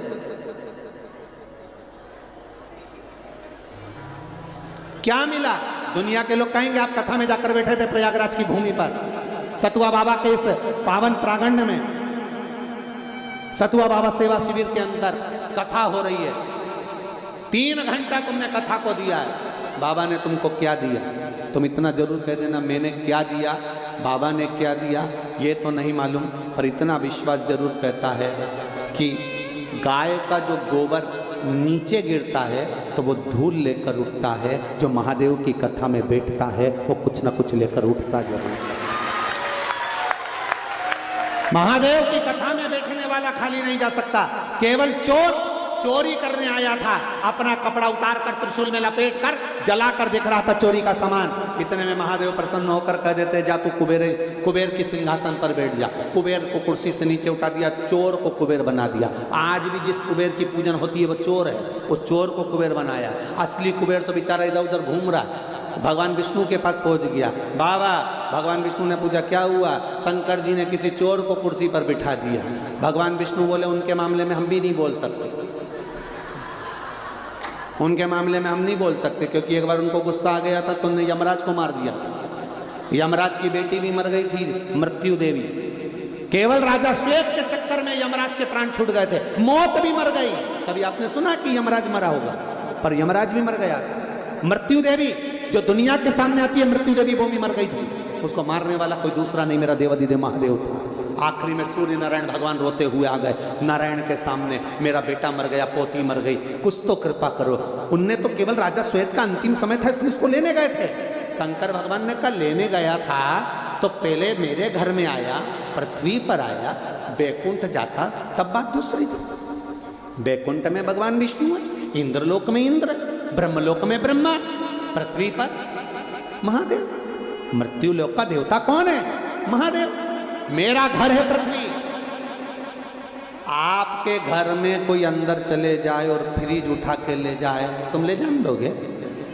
इतने सीधे तो नहीं हो रहे प्रयाग वाले कि तुम ले जाने दोगे। खड़े नहीं हो जाओगे, ए कौन है रे, फ्रिज कैसे उठा लिया, वॉशिंग मशीन कैसे उठा ली? तो भगवान शंकर भी इतने सीधे तो नहीं है कि उनके घर में से कोई सामान लेके चले जाए और वो ले जाने दे। शंकर जी की इस पृथ्वी पर यमराज आया और राजा श्वेत को उठा कर ले जा रहा है। और वो भी कहां से? शिव मंदिर में से। सूर्य नारायण बोले कि उनने तो नियम का पालन करा। शंकर भगवान बोले सारे नियम बाहर में रख दो, मेरे मंदिर के अंदर मौत कैसे आ गई, ये मुझे अच्छा नहीं लगा। अगली बार अगर यमराज नीचे आए तो पहले मुझसे पूछे कि कमलाबाई को ले जाऊं, और मेरा मन करे कि कमलाबाई को ले जाऊं तो ले जाऊं, और मुझसे पूछे फिर मैं कह दूं कि ये काम कर बिमला को ले जा, तो बिमला। मेरे से पूछे बगैर तू किसी को नहीं जा। अकाल मृत्यु वो मरे जो काम करे चंडाल का, काल उसका क्या बिगाड़े जो भक्त हो महाकाल का। कैसे ले जा सकता है? पढ़े यमराज को जीवित करिए। सूर्य नारायण भगवान ने विनती करी, तब यमराज को जीवित करा, मृत्यु देवी को जीवित करा। भगवान विष्णु सामने खड़े थे।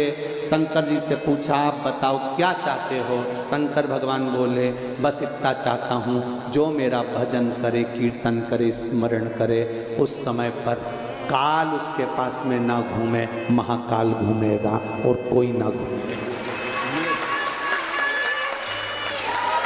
मैं घूमूं, कोई ना घूमे, किसी के घूमने की जरूरत नहीं है। बस यही शिव महापुराण की कथा कर रही है। धृतराष्ट्र ने अपने पिता वासुकीनाग से कहा पिताजी तक्षक नाग परेशान है, भय में है, बहुत कष्ट में है, आप कृपा कर दो। मैं कृपा? हाँ, क्या करना है बता। पिता ने पूछा बता। कहा बस इतनी कृपा कर दो कि वो भय से मुक्त हो जाए। भय से मुक्त शिव महापुराण क्या देती है? भय से मुक्त करती है आपको। आपको जब लगता है मेरा साथ कोई नहीं है, मेरे पास दुख बहुत आ गया, कष्ट बहुत आ गया, बीमारी आ गई, ये हो गया, तब तुम्हें शिव पुराण याद आती है। सीहोर वाला महाराज ने कहा था एक लोटा जल चढ़ा, एक बेलपत्री चढ़ा। बीमारी है, कोई चढ़ा के गया हो तो अपन उठा के खा लो। महाराज जी पहले के समय में निर्माल्य बहुत मिलता था, बेलपत्र मंदिरों में बहुत बड़ा मिलता था। आज के ज़माने में बेलपत्री मंदिर में मिलती ही नहीं है। जो चढ़ाता है दूसरी इंतजार में बैठी रहती, तू जा और मैं खाऊं, खा जाता। एक पत्र आया है, वो भी देखिए, पत्र देखिए।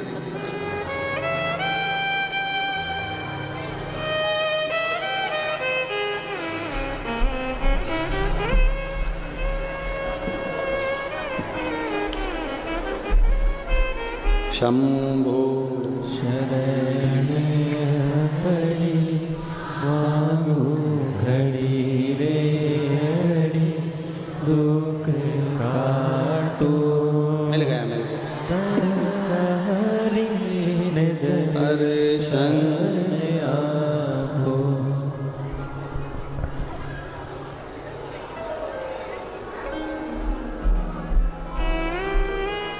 मेरा नाम भगवान दास उर्फ मिरिंद्रा, हरियाणा पटौदी से हूँ। आप ही श्री शिवाय नमस्ते। हरियाणा से आया हूँ गुरुजी, 2 दिन के लिए शिव महापुराण की कथा का रसतत्व करना, श्रवण करने के लिए। सुना, दौड़ा आया। गुरुदेव शुगर की बीमारी थी, हाई रहती थी, 540, बड़े परेशान थे। डॉक्टरों की खूब टेबलेट खाई, गोलियां खाई, आराम नहीं लगता था। थोड़ा आराम लगता फिर वैसे हो जाता। आपने कहा एक बेलपत्र शिवजी पे चढ़ी हुई खाना चालू कर दो। जिस दिन से चालू करी 540 की जगह 140 पे आ गई। ये शिव तत्व। बैठिए बाबू, श्री शिवाय नमस्ते। 540 से 140 पर आ गई। बाबा ने ऐसी कृपा करी, डॉक्टर ने भी कह दिया गोली बंद कर दो। ये शिव तत्व है, ये शंकर।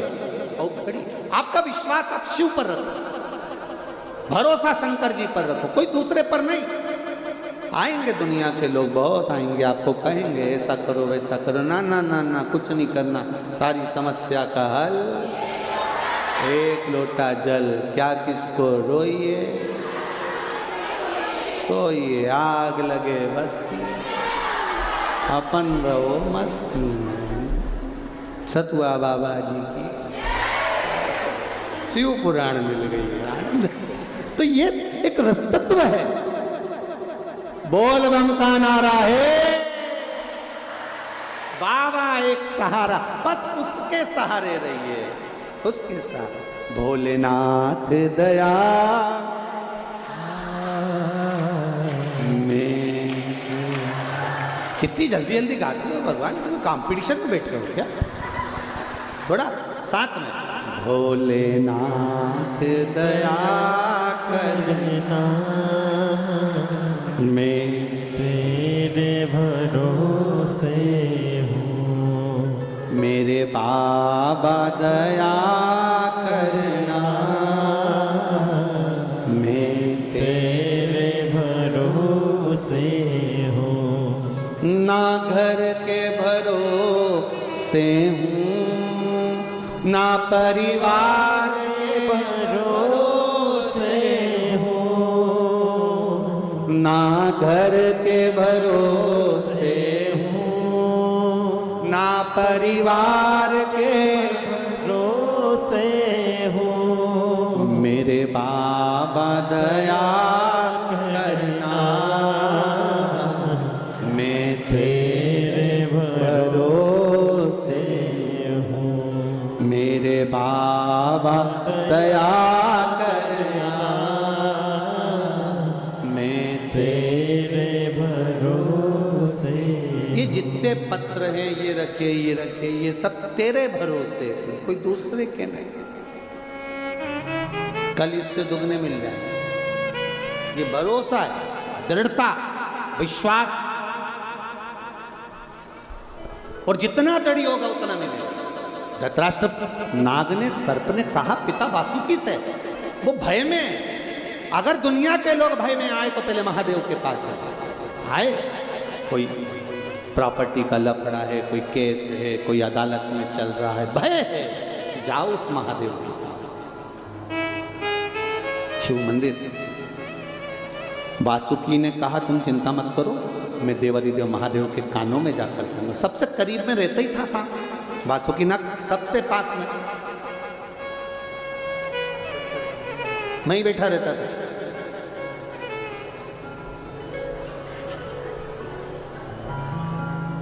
एक बार तो भगवान विष्णु ने भी भगवान शंकर जी से पूछ लिया था, ये सांप तुम्हारे पास 24 घंटा कान के पास रहता है, अच्छी बात है क्या? भगवान विष्णु बोले नारियों में आदत रहती है, ये जब तक पूरे दुनिया भर की बात अपने कानों में नहीं डाल देना तब इसको रात को नींद नहीं आए। इसलिए मैंने इसको पास में रखा है कि मेरे पास तू आए मत। बात अच्छा, तुमसे निवेदन है, जितने बैठे हैं प्रयागराज में, मेरी जीजियाँ जितनी बैठी और जितने जीजा बैठे, इन जीजाओं से निवेदन है तुम अपने कान के पास सांप मत रख लेना, नहीं तो ये भी कम नहीं है, पुंगी लेके आ जाए, इसका भरोसा नहीं है। तो मेरे जीजाओं से निवेदन है, प्रयागराज की है, साज में समझना आओ, त्रिवेणी के घाट घाट का पानी पिया है, सहजता नहीं हो। एक बार वो भजन गाते थे ना, तुम चंदा बनो है, हम तारे बने आकाश में मिलेंगे ओ मेरे भोले नाथ। तो एक ने लाइन लिख के भेज दी थी अभी वो परवणी की कथा में, तुम सांप बनो हम पुंगी बने। तो ये बड़ा विचित्र है, लोग बहुत बड़े विचित्र विचित्र है, इनका क्या करें। वो बाद में नीचे लिखा पिटारे में मिलेंगे, पिटारे में क्यों मिलेंगे, और लिख के भेजा गुरुजी ये लाइन जरूर गाना। हमने कहा रहने दो ये लाइन, वो तो आज याद आ गई प्रयागराज की कथा में तो बोल दी। अब शिव कथा कर रही है, वासुकी नाग ने जाकर भगवान शंकर के कानों के पास बैठ गए। आज बिल्कुल वासुकी नाग हिले तक नहीं है, एक जैसे बैठे, ना इधर जाए ना उधर जाए, एक जैसे।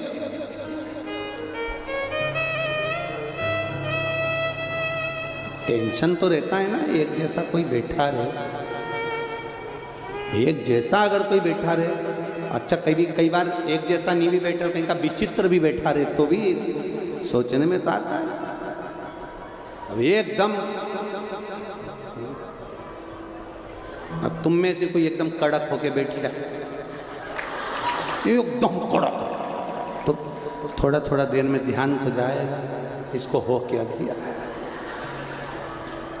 इसको हो क्या गया है, कुछ बस बैठ गई। अब बासुकी नाग एकदम कड़क होकर बैठा। शिव जी को चिंता, आखिर बात क्या है, ये हो क्या रहा है।